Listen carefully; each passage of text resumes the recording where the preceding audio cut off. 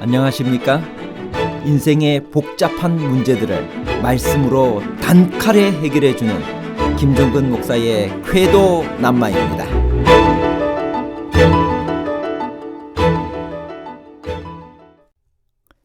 발람이 민수기 24장에서 읊은 예언적인 노래에는 어떤 의미가 있나요? 발람이 예언한 한 별과 한 홀은 무엇을 상징하나요? 민수기 24장 7절의 아각 왕은 어떻게 해석해야 하나요?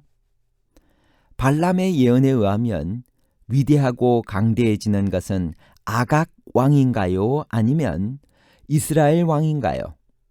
아각 왕과 이스라엘 왕에 관한 복잡한 문제를 하나님 말씀의 가르침으로 명쾌하게 해결해 드리겠습니다. 발람이 읊은 예언적인 노래에는 어떤 의미심장한 부분이 있나요? 민수기 24장 15절에 있는 말씀입니다. 부올의 아들 발람이 말하며 눈을 감았던 자가 말하며 하나님의 말씀을 듣는 자가 말하며 지극히 높으신 자의 지식을 아는 자, 전능자의 이상을 보는 자, 엎드려서 눈을 뜬 자라가 말하기를 내가 그를 보아도 이때의 일이 아니며 내가 그를 보아도 가까운 일이 아니로다.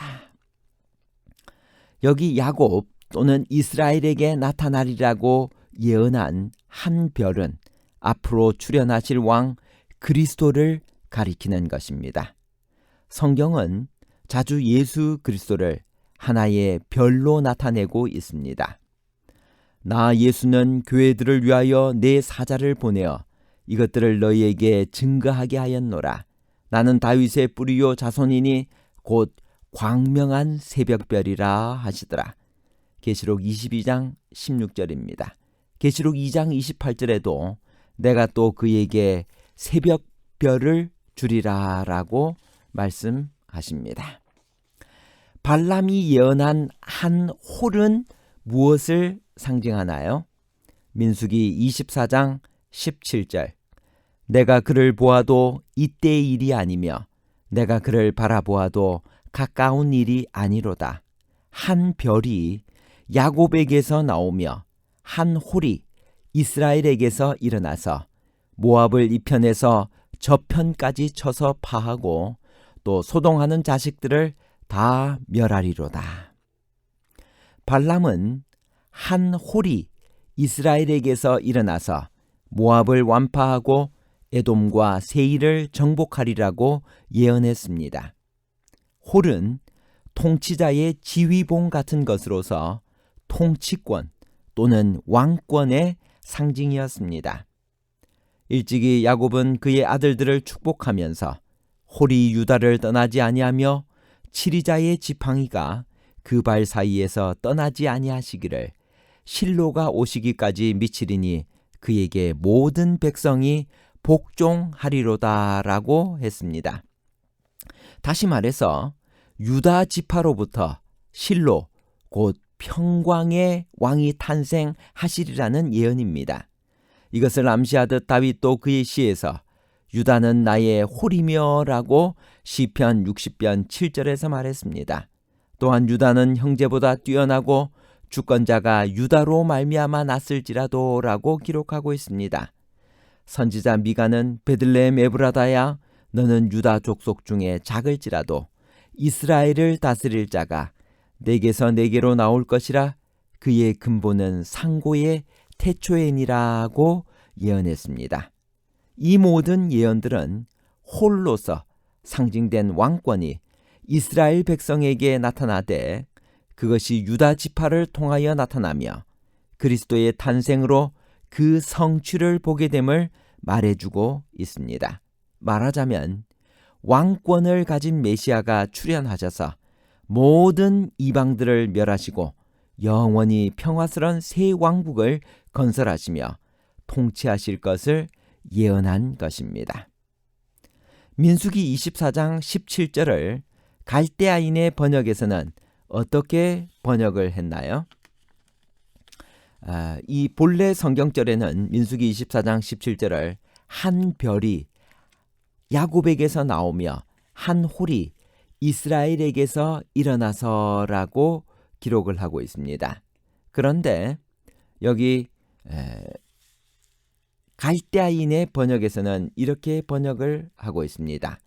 한 왕이 야곱에게서 일어날 것이며 메시아가 이스라엘에게서 높이 들림을 받으리라.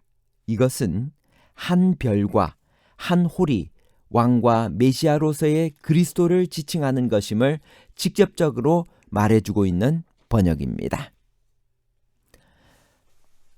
어떻게 출애굽 시대에 사울 시대의 왕을 언급할 수 있을까요? 민수기 24장 7절. 그 물통에서는 물이 넘치겠고 그 씨는 많은 물가에 있으리로다. 그의 왕이 아각보다 높으니 그의 나라가 흥왕하리로다. 민수기 24장 7절은 발람이 이스라엘을 향해 선포한 세 번째 축복에 포함된 것입니다.